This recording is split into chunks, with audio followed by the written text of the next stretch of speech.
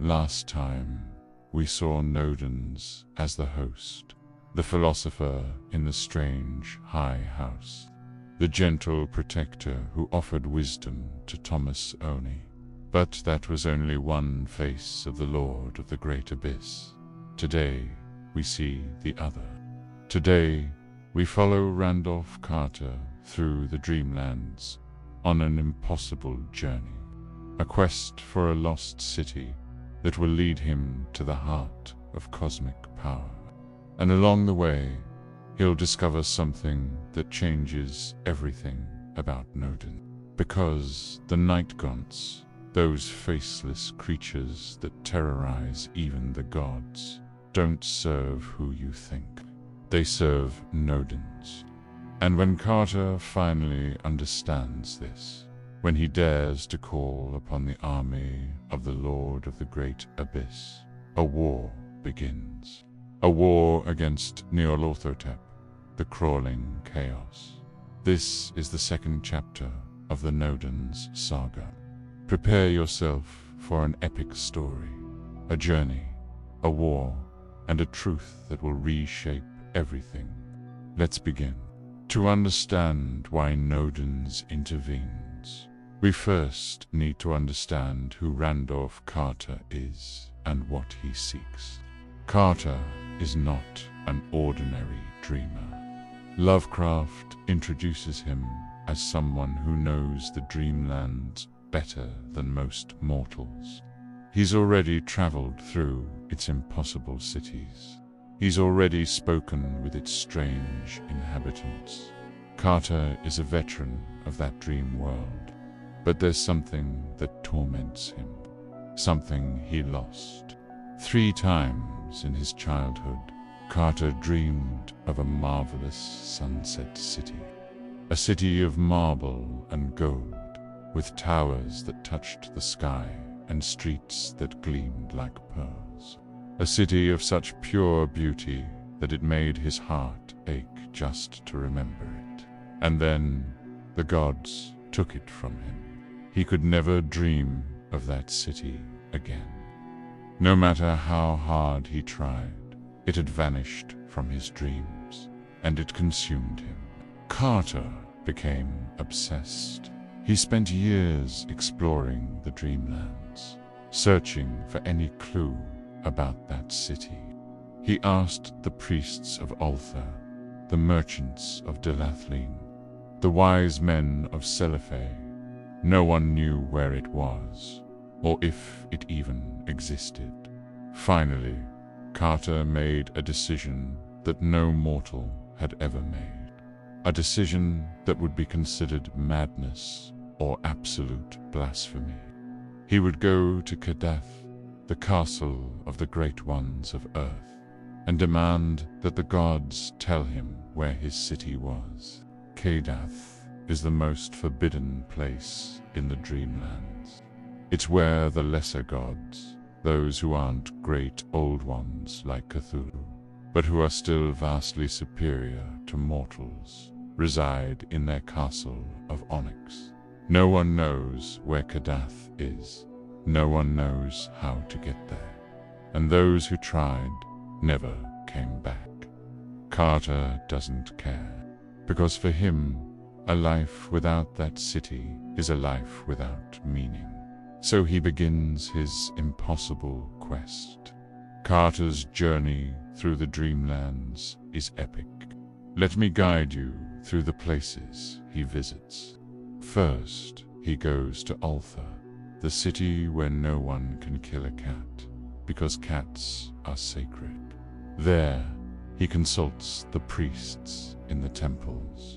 They tell him that Kadath lies beyond the waking world, in a place called the Cold Waste, but they don't know how to get there.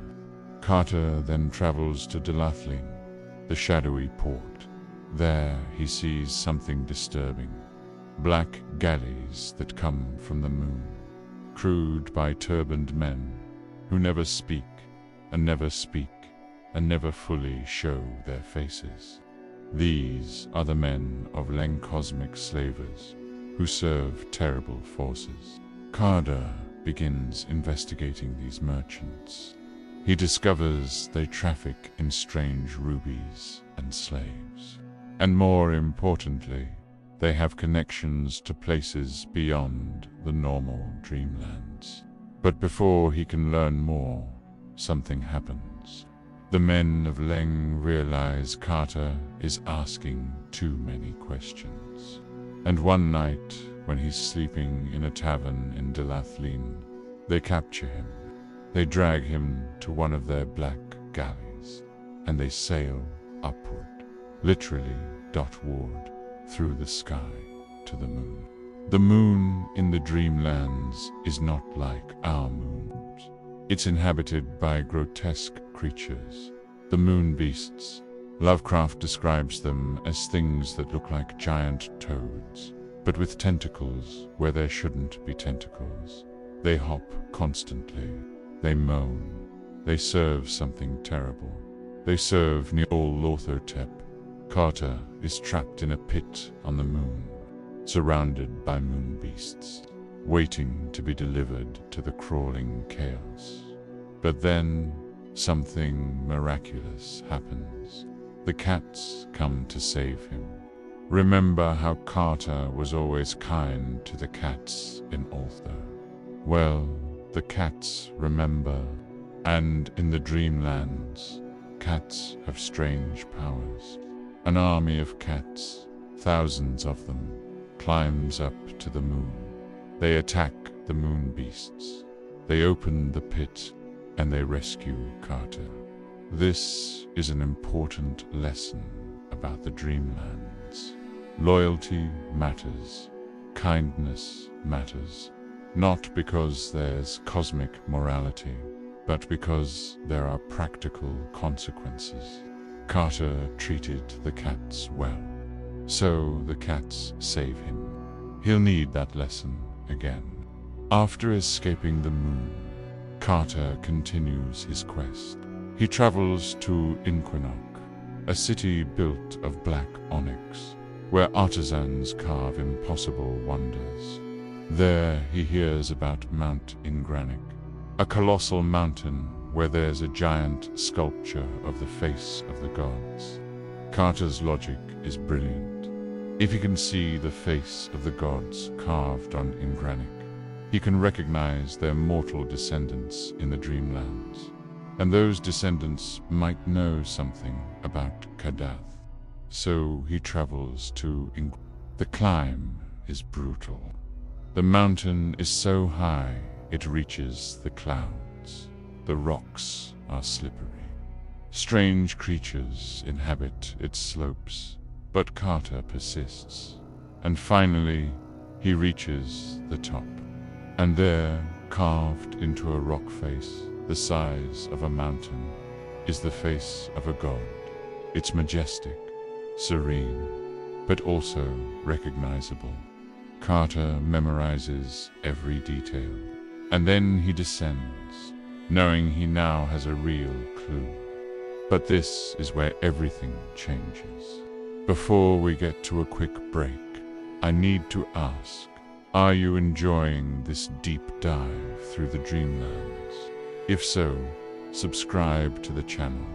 I'm building the most comprehensive analysis of Lovecraft's Elder Gods on YouTube.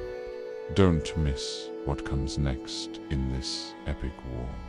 Now, let's get to the moment that changes everything. Carter is descending Mount Ingranic when they appear. Faceless creatures with leathery wings, claws that grasp without making a sound, black as night and completely silent. The night they snatch him from the air without warning, without possible resistance. Carter tries to fight back, but it's useless. The Nightgaunts are incredibly strong, and they make no noise, no grunts, no breathing, just absolute silence as they fly. That's what makes them so terrifying. You don't hear them coming. You just disappear. The Nightgaunts carry Carter through the mountains. For hours, For days, perhaps time gets lost in flight, and then they drop him. Carter falls, and falls, and .lsunti.e lands in .e. Vale of Nath. The Vale of Nath is the underworld of the Dreamlands. It's where the ghouls live, creatures that were once human, but now feed on corpses and live in eternal tunnels beneath the earth. It's a place of death, of darkness, of despair. Carter should die there, lost, alone, with no way back. But he has luck, or destiny, because he finds a ghoul he recognizes. Richard Pickman. Pickman was an artist in Boston, a man obsessed with painting ghouls and horrible creatures. Carter met him once, briefly, in the waking world, but Pickman disappeared years ago. Now Carter knows why Pickman became what he painted. He descended to the underworld and became a ghoul. And surprisingly, Pickman remembers Carter and is willing to help. Pickman gathers a group of ghouls. They agree to help Carter return to the surface. But it's a long and dangerous journey through the tunnels beneath the Dreamlands. And it's during this journey that Carter sees something that changes everything. On the tunnel walls, there are ancient frescoes, paintings from millions of years ago, from when the world was young. And in those frescoes, Carter sees images of a city, Sarkomand, the primordial city that existed before any other civilization arose. But it's not the city that captures his attention. It's the creatures in the paintings. Nightgaunts, dozens of them, hundreds, and beside them a symbol, an ancient glyph. Carter asks Pickman what it means, and Pickman answers, "These are the servants of Nodens, the guardians of the great abyss." Carter is paralyzed. The Nightgaunts don't serve Nyarlathotep. They don't serve the great old ones. They don't serve chaos. They serve Nodens, the lord of the great abyss. And suddenly, everything makes sense. Why did the Nightgaunts grab him on Mount Engronic? Not to kill him, but to bring him here, to this place, so he could see these frescoes, so he would know the truth. Nodens was guiding Carter all along. And now Carter understands. He's not just searching for his city. He's being used as a piece in a much larger war. A war between Nodens and Nyarlathotep. Carter and the ghouls finally emerge from the tunnels. They come out in a distant and desolate place, the ruins of Sarkomand. Sarkomand was the first great city of the Dreamlands. It existed 1,000,000 years ago, when beings that weren't human walked the earth. Now it's just ruins, broken columns, collapsed temples, silence. But it's not empty. Because when Carter and the ghouls arrive, they see something horrible. 3 ghouls, Pickman's companions, are being tortured by moon beasts. The same monsters that captured Carter before. Nyarlathotep's servants. They're in Sarkomand, establishing an outpost, expanding the crawling chaos's territory. And they're torturing the ghouls for fun. Carter sees this, and something inside him breaks. He's been through so much. He's been betrayed, captured, nearly killed. But now, he sees innocent creatures, ghouls who helped him, being tortured, and he refuses to accept it. Carter turns to Pickman and the other ghouls, and says something no mortal has ever said before. Let's go to the great abyss. Let's call the Nightgaunts. and let's destroy these moon beasts. The ghouls stare at him, shocked. Going to the great abyss is dangerous. Calling the Nightgaunts is risky. They might just kill whoever summons them. But Carter doesn't care anymore. He knows the truth now. He knows Nodens was guiding him, and he's betting Nodens will continue to guide him. Because if Nodens wants him to reach Kadath, then Nodens needs him to survive. So Carter descends to the Great Abyss. The Great Abyss is a crack in the world, a chasm that descends infinitely into darkness. It's where the Nightgaunts make their nests. It's where Nodens keeps his army. Carter stands at the edge and shouts. He calls for Pikmin. He calls for the ghouls. And he calls for the Nightgaunts. His voice echoes in the abyss, and then silence. For a low dot moment, nothing happens, and then they emerge. Dozens of Nightgaunts rising from the darkness, faceless, silent, terrifying. But this time, they don't attack. They land and wait. Because Nodens allowed it. Nodens commanded it. And now, Randolph Carter, an ordinary mortal, commands the army of a god. The war is about to begin. Carter doesn't hesitate. He mounted the ghouls on the Nightgaunts, an alliance never seen before, and he gives the order. Attack. The Nightgaunts dive from the sky like cyclopean bats. Lovecraft describes them as living shadows, completely black, completely silent, completely lethal. They descend upon the moon beasts. The moon beasts are powerful. They're grotesque, like giant toads with tentacles and mouths that open in wrong places. They hop constantly, producing a sound that disorients and maddens. But the Nightgaunts are superior.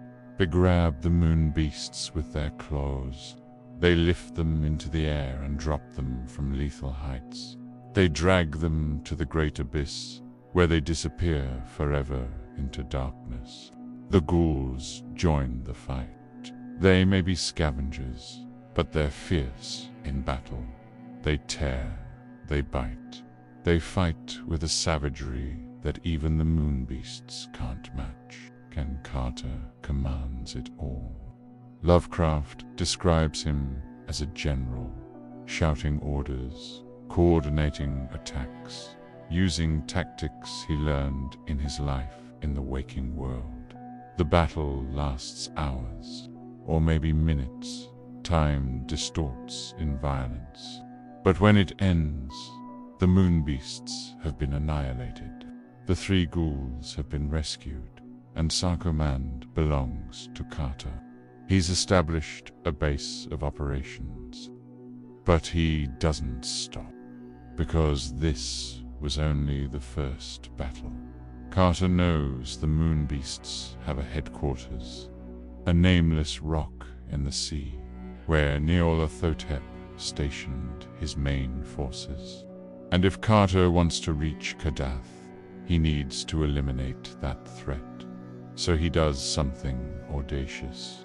He captures one of the black galleys, those ships of the men of Leng that sail through the sky. And he sails with his army of ghouls and Nightgaunts to that nameless rock. The second battle is even fiercer. The rock is infested with moon beasts, hundreds of them. And there are also men of Leng, those horned slavers who serve Nyarlathotep with fanatical devotion. Carter doesn't back down. He orders the attack. The Nightgaunts dive. The ghouls invade, and total war erupts. Lovecraft describes the chaos, the hopping of beasts, the screams of ghouls. the terrifying silence of Nightgaunts as they work. But there's something else, something flying above the battle. Shantaks are monstrous birds, the size of elephants, with heads like horses and scaly wings. They're mounts of the great old ones. They serve Nyarlathotep, and they're terrifying. The Shantaks descend upon the Nightgaunts. An aerial battle begins, winged creatures fighting hundreds of feet above the ocean. And here's something fascinating. The Shantaks are afraid of the Nightgaunt. Lovecraft makes this clear. The Shantaks fight because they're forced to. But when they have the chance, they flee. Because they know the Nightgaunts are servants of Nodens. And even Nyarlathotep's servants fear the Lord of the Great Abyss. Eventually, the battle ends. Again, Carter wins. The Moonbeast headquarters is destroyed. The men of Leng flee or die, and the Shantaks scatter, screaming in terror.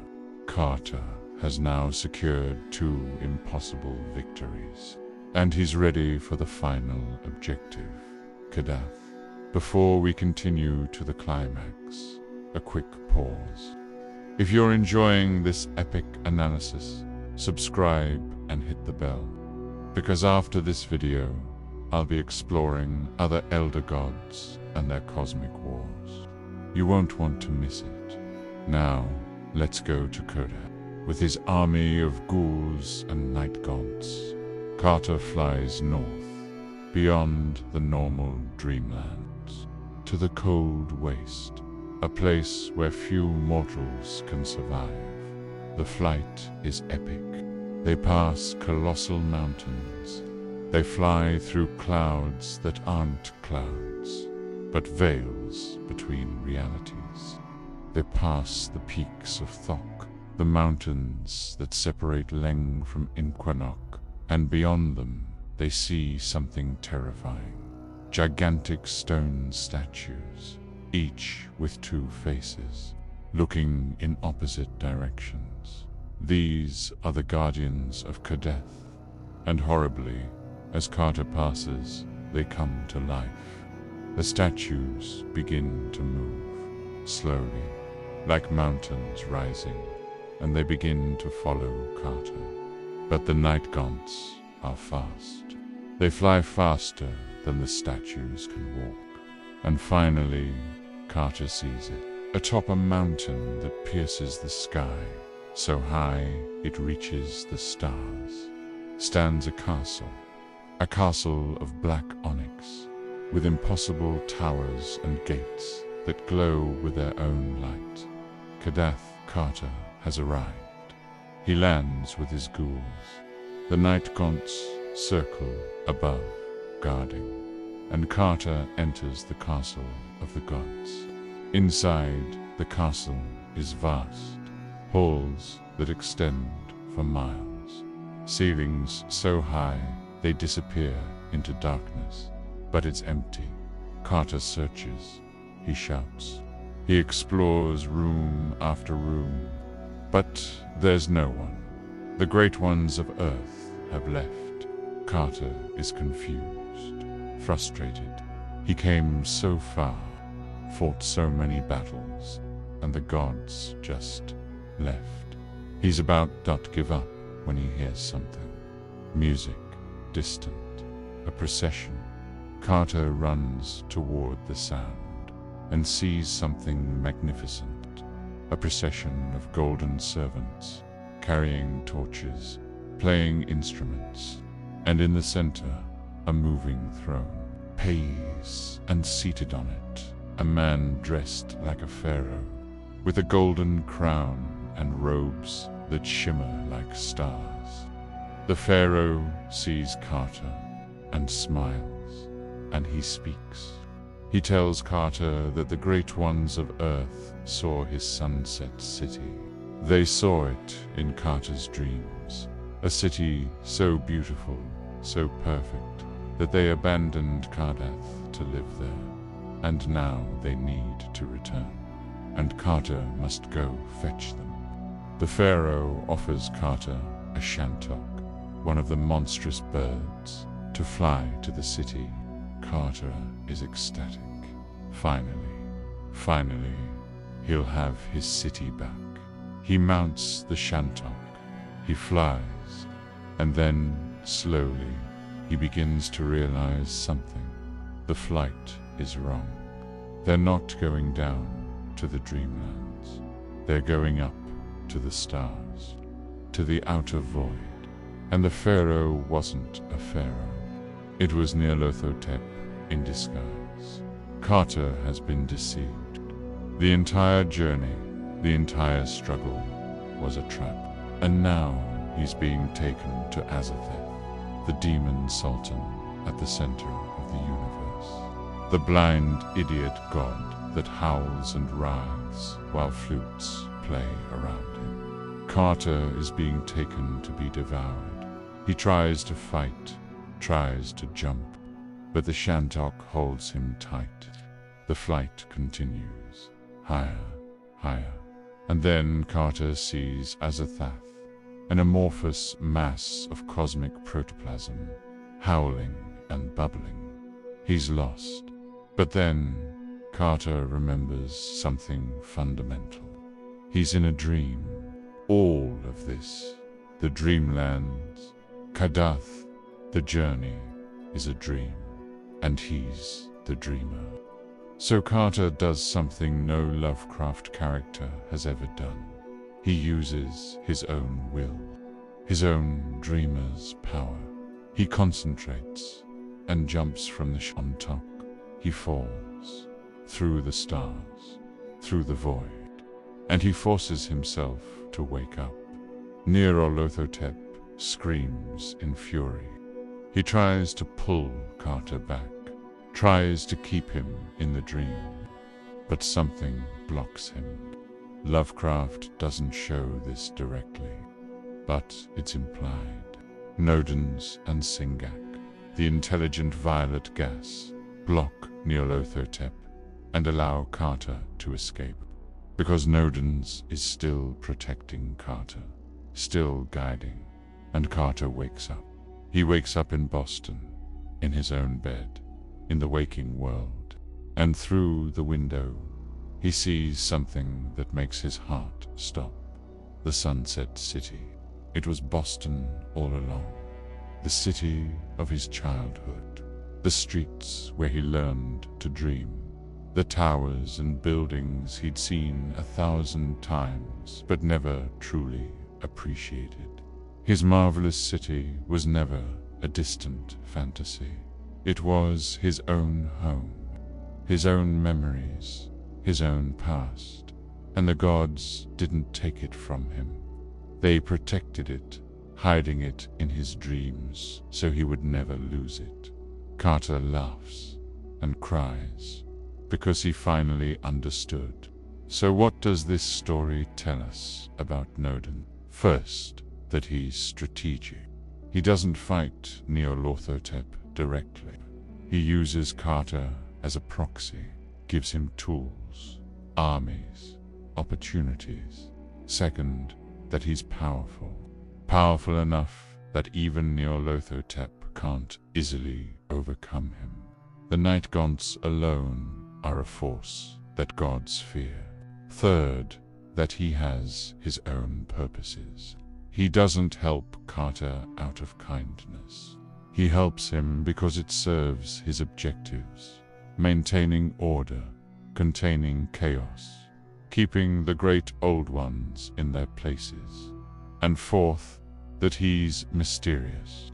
Lovecraft never shows us Nodens directly in this story, only his influence, his power operating through servants and coincidences. But here's the deeper question.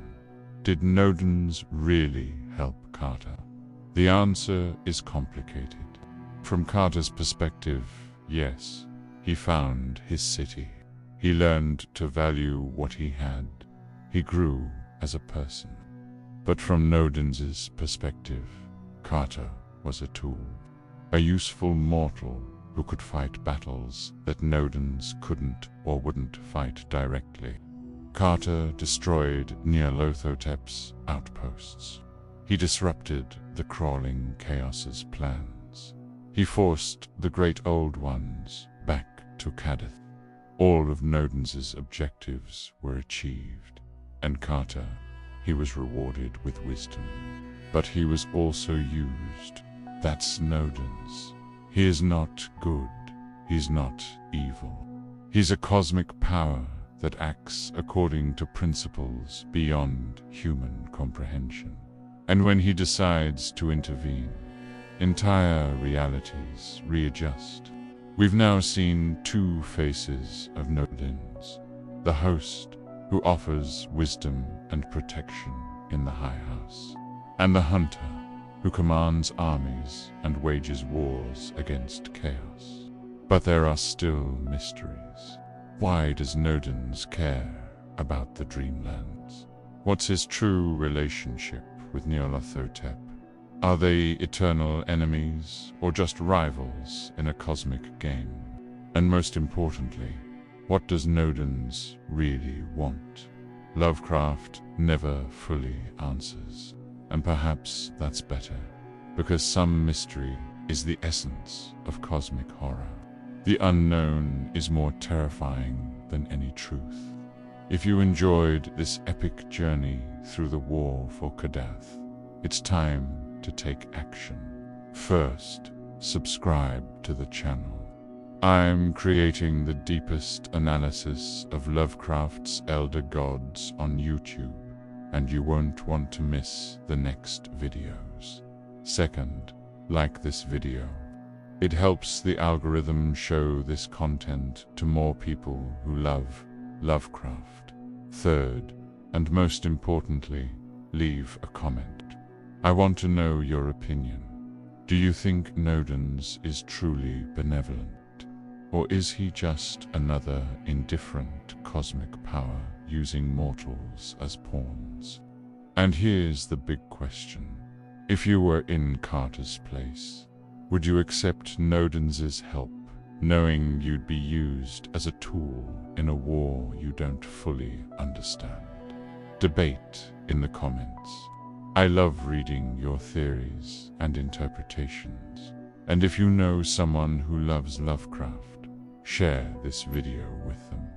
Stories like these deserve to be discussed, analyzed, appreciated in all their complexity.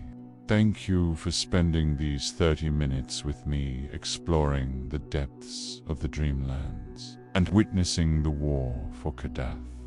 Remember, in Lovecraft's cosmos, there are no heroes, only hunters and prey. And Psalm.mes. We don't know which category we're really in. Thank you for marching with me through Sarkhamand and to the halls of Kadath.